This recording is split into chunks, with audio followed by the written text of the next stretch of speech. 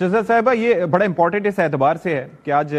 Press briefing بھی جو ہوئی، پریس کانفرنس بھی ہوئی، اس کے اندر بھی سب کو انتظار تھا because there was so much hype around it, لیکن فائنلی اب یہ ہے کہ سمری بھیجی جا چکی ہے اور یہ کلیئرٹی بھی ہے کہ یہ وجہ یہی تھی کہ ایک آفس کریٹ ہو رہا تھا، لیکن جو ہمارے دشمن ہیں، پاکستان کے دشمن ہیں، ادروائز ان کا بڑا موقع ملا اس پہ بات کرنے کا، تو اب تو آپ کے خیال میں وہ چیزیں بھی ایڈریس ہو گئی ہیں. You must be quite relieved now.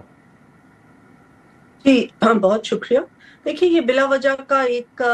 چیز تھی جس کے اوپر بہت زیادہ ایک پروپیگنڈا مشین جو ہوتی ہے یا ایک فیک نیوز مشین ہوتی ہے، انہوں نے بہت زیادہ اس چیز کو بڑھا چڑھا کے بنا دیا اور کیا سرائیاں شروع کر دی. حالانکہ 27ویں ترمیم کے بعد آئین میں بڑی کلیئرلی لکھا جا چکا تھا اور بڑی کلیئر بات تھی کہ جو ہمارا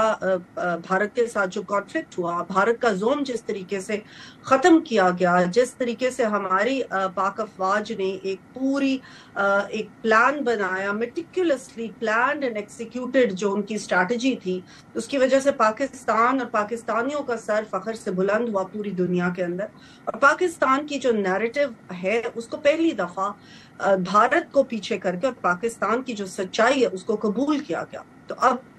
میں سمجھتی ہوں کہ ایک ہم آہنگ جو حکمت عملی کے لیے یہ بڑا ایک ضروری اقدام تھا اور اس کو کلیئرلی لکھ دیا گیا تھا. سو یہ بلا وجہ کی کیا سرائیاں تھی، یہ کوئی ایسا کٹ آف ڈیٹ یا کوئی ایسی چیز نہیں تھی، لیکن ایک بنا دی گئی کہ جس اب چیف آف جوائنٹ سٹاف نے جس دن ان کی ریٹائرمنٹ ہونی ہے تو شاید اس کے فوراً 1-2 دن بعد، لیکن ایک پروسیس میں تھوڑا سا ٹائم بس لگ گیا. تو الحمدللہ وہ پروسیس ہونا ہی تھا جو آپ نے دیکھا کہ آج ہو گیا مکمل. تو یہ پروسیس میں ٹائم لگ گیا، لیکن اس کے اوپر جو قیاس آرائیوں نے جنم لیا یا جو جس طریقے سے کلیریفیکیشنز آئیں، آپ کو لگتا ہے شذرا صاحبہ کہ اس کا تھوڑا سا بہتر طریقے سے آپ لوگوں کی جانب سے ہینڈل کیا جانا چاہیے تھا تاکہ کسی کو کوئی بات کرنے کا موقع ہی نہیں ملتا؟ دیکھیے پرائم منسٹر صاحب باہر تھے، ان کی وہ بیرون ملک گئے ہوئے تھے اور جب وہ واپس آئے ہیں تو فوراً ان کی کچھ مصروفیات شاید اس وجہ سے وہ ہو گئی. لیکن میں سمجھتی ہوں کہ کیا سرائیوں کو کوئی روم تھا نہیں. جب آئین میں ایک چیز آ گئی تھی بڑی کلیئر کٹ لکھی جا چکی تھی، بہت کلیئرلی لکھا گیا تھا کہ جو چیف آف آرمی سٹاف ہوں گے کرنٹلی وہ چیف آف ڈیفنس فورسز ہوں گے، تو اس میں پھر کوئی گنجائش رہ نہیں جاتی جب آئین میں بلیک اینڈ وائٹ لکھا جا چکا ہو. ٹھیک ہے، سوال کرنا چاہ رہا ہوں، آپ کی طرف آتا ہوں. شذرا صاحبہ میں یہ جاننا چاہ رہا ہوں کہ ایک چیز ہونی تھی، دنیا بھر میں ہو رہی تھی، وقت کی اہم ضرورت بھی تھی، پارلیمنٹ کی سپریمیسی یا سویلین سپریمیسی بھی اس میں کوئی ایفیکٹ نہیں ہوا، لیکن اس کے اندر سے اتنی سازشیں ہونا یا اس پر اتنی بات کرنا یا یہ امپریشن دینا، کیا وجہ آپ کو دکھائی دیتی ہے اس کی؟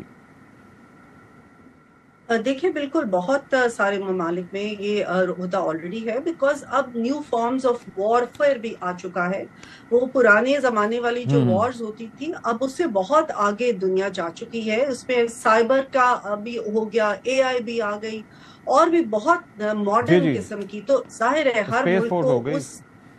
بالکل اس ماڈرن طریقے کی وارفیئر کے لیے تیار رہنا ہے اور اپنی جتنی بھی ہماری فورسز ہیں وہ بالکل تیار بھی ہیں اور انہوں نے اپنے آپ کو پروو بھی کر لیا کہ وہ کس طرح سے اپنی سرحدی سالمیت کو اور اپنی خود مختاری کو پروٹیکٹ کر رہی ہیں. اور ایک انڈیا جیسا ملک جو کہ یہ ہمیشہ زوم رکھتا تھا کہ وہ بہت بڑا ملک ہے، اس کے پاس بہت زیادہ ملٹری مائٹ ہے، اس کو کس طریقے سے ختم کیا گیا. تو وہ سارا پروف آلریڈی ہم کر چکے ہیں، لیکن اب نئے فارمز آف وارفیئر کو ہینڈل کرنے کے لیے یہ ایک بہت ضروری عہدہ تھا. اور اس کے اوپر جو کیا سرائیاں کی گئی یہ بالکل ہمارے دشمنوں کی طرف سے، بیکاز دشمن دیکھ رہے ہوتے ہیں کہ کہاں پہ کوئی تھوڑی سی بھی کوئی نان ایشو بھی ہو تو اس کو ایشو بنا دیا جائے اور اس کو ایشو بنایا جائے. تب ہوتا ہے جب ملک کے اندر بھی اس قسم کی چیز کو ایشو بنا دیا جائے. افسوس اس وقت ہوتا ہے. ہمارے بیرون ملک جو ہے انہوں نے تو ہمارے دشمنوں نے یہ سب کچھ کرنا ہی ہے، لیکن ایٹ لیسٹ ہمیں یہ دیکھنا چاہیے کہ پاکستان کی حفاظت جو ہے وہ سب سے اول ترجیح رکھتی ہے.